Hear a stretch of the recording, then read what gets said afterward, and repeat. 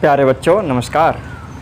जी हाँ दोस्तों, आज हम बात करेंगे कक्षा 10 के सत्र 2023 और 24 अर्थात 2024 में होने वाली बोर्ड परीक्षा के बारे में। जी हाँ दोस्तों, जितने भी क्लास 10th के प्रिय छात्र हैं वो इस वीडियो पर बने रहेंगे। तो मेरे प्रिय छात्रों, ये वीडियो हाई स्कूल के स्टूडेंट्स के लिए होने वाली है जो लोग गणित सब्जेक्ट से हाई स्कूल में पढ़ रहे हैं।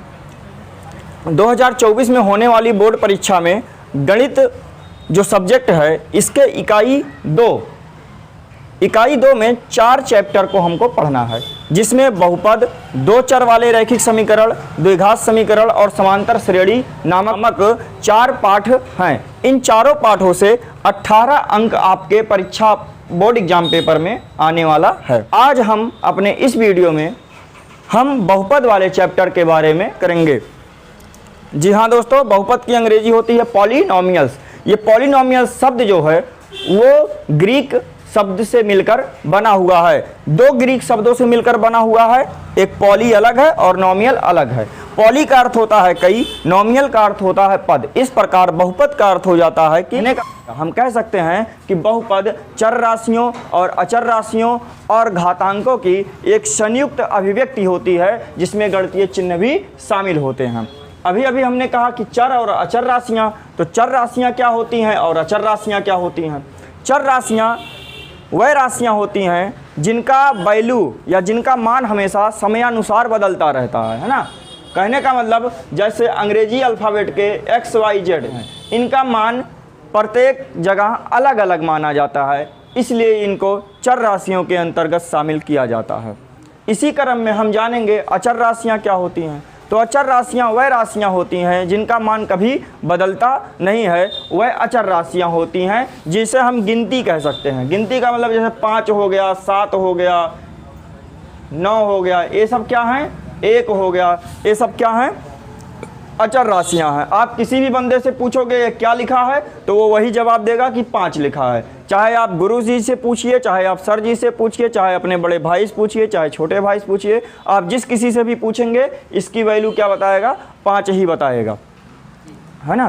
तो चर और अचर राशियों के बारे में हमको जानकारी हो गई। इसी समय बहुपद, इसी तरीके के जो समीकरण होते हैं ये सारे के सारे समीकरण बहुपद कहलाते हैं। इस कंडीशन में हमको देखना है कि जिस समीकरण में जितने पद होते हैं वह बहुपद उतने पदीय बहुपद कहलाता है। अर्थात किसी भी समीकरण में जितने पद रहेंगे वह समीकरण वही पद का बहुपद कहलाया जाएगा। जैसे हम ये पहला समीकरण देखें जिसका नाम है 3x। पहला समीकरण है 3x, इसमें केवल और केवल एक ही पद है, तो इस बहुपद को हम कहेंगे एक पदी बहुपद। एक पदी बहुपद। इस समीकरण से बात करेंगे तो यहाँ एक पद यहाँ, एक पद यहाँ, टोटल पद हो गए 2, तो यहाँ इसको हम क्या कहेंगे बेटा, द्विपदी बहुपद। द्विपद बहुपद। अगर किसी समीकरण में 3 पद हैं तो उसको हम कहेंगे त्रिपदीय बहुपद।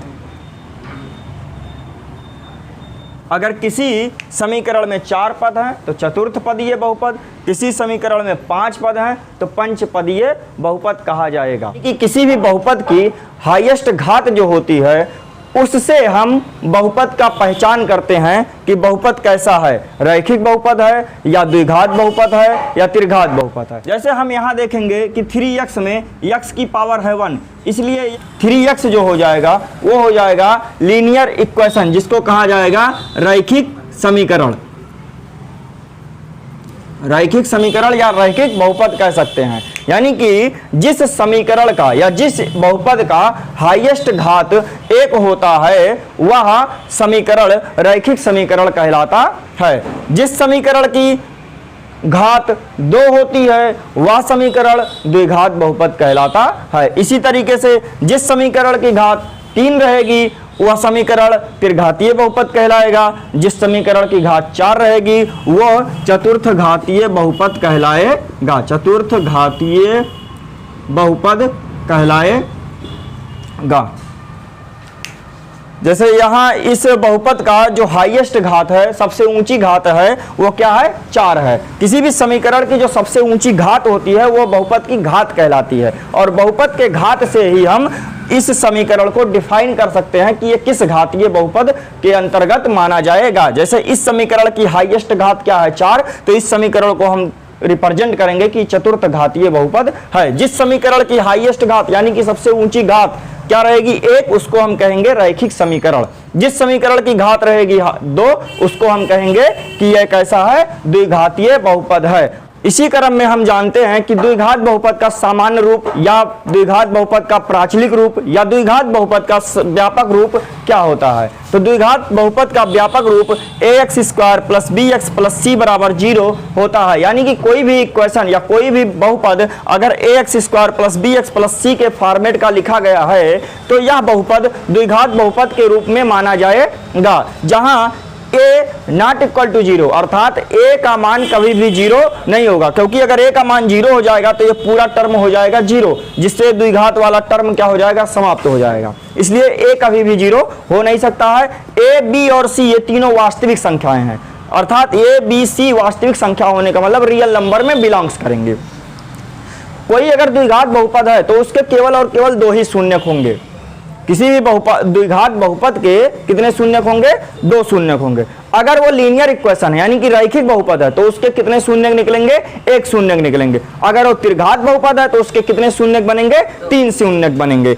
और अगर वो द्विघात बहुपद है तो द्विघात बहुपद के कितने शून्यक बनते हैं? 2 शून्यक बनते हैं। पहले शून्यक का नाम अल्फा माना जाता है और दूसरे शून्यक का नाम बीटा माना जाता है। अब इसी क्रम में हमको फार्मूला दिया गया है कि शून्यकों के मध्य संबंध बताइए। जैसे पहला शून्यक को हमने मान लिया अल्फा और दूसरे शून्यक को हमने मान लिया बीटा, तो अल्फा और बीटा के बीच रिलेशन बताना है, संबंध बताना है। ये संबंध कुछ इस प्रकार होते हैं कि द्विघात बहुपद के शून्यकों के मध्य संबंध के लिए हमको फार्मूला दिया गया है कि अगर शून्यकों का योगफल अर्थात अल्फा प्लस बीटा की वैल्यू निकालना हो तो हम कैसे निकालेंगे। तो मान होता है कि अल्फा प्लस बीटा बराबर माइनस का बी बाई ए। ये रूल है, ये सूत्र एक प्रकार से कह सकते हैं कि शून्यकों का योगफल अल्फा प्लस बीटा बराबर क्या होगा? माइनस बी बाई ए, और शून्यकों का गुणनफल अल्फा इंटू बीटा बराबर क्या होगा? सी बटा ए। ए, बी और सी का मान हम द्विघात समीकरण के व्यापक रूप से तुलना करा करके निकालते हैं। इसी क्रम में हम बात करेंगे कि अगर बहुपद त्रिघात हो जाता है, अर्थात त्रिघात बहुपद के शून्यकों के मध्य संबंध, तो जान रहे हैं कि अगर बहुपद 3 घात वाला होगा तो उसके कितने शून्यक निकलेंगे? 3 शून्यक। पहले शून्यक को हम अल्फा, दूसरे शून्यक को बीटा और तीसरे शून्यक को गामा से रिप्रेजेंट कर देंगे। तो इस प्रकार शून्यकों का योगफल का फार्मूला होगा alpha plus beta plus gamma. शून्यकों के योगफल का फार्मूला होगा alpha plus beta plus gamma बराबर माइनस का बी बाई ए। और इसी प्रकार alpha into beta plus beta into gamma plus gamma into alpha का मान होगा सी बाई ए। और शून्यकों के गुणनफल का फार्मूला होगा शून्यकों के गुणनफल alpha into beta into gamma का वैल्यू होगा माइनस का डी बाई ए। और इससे हम शून्यकों का गुणनफल और शून्यकों के योगफल को हम ज्ञात कर सकते हैं। इतना सीखने के बाद आपके बहुपद की बेसिक वाली सारी इंट्रोडक्शन समाप्त होती है। अगर इस पूरे बेसिक को हम लोग अच्छे से कंठस्थ कर लेते हैं तो प्रश्नावली के सवालों को लगाने में हमको कोई भी दिक्कत नहीं होगी। तो चलिए मिलते हैं अगले वीडियो में, जिसमें हम प्रश्नावली के सवालों को हल करेंगे।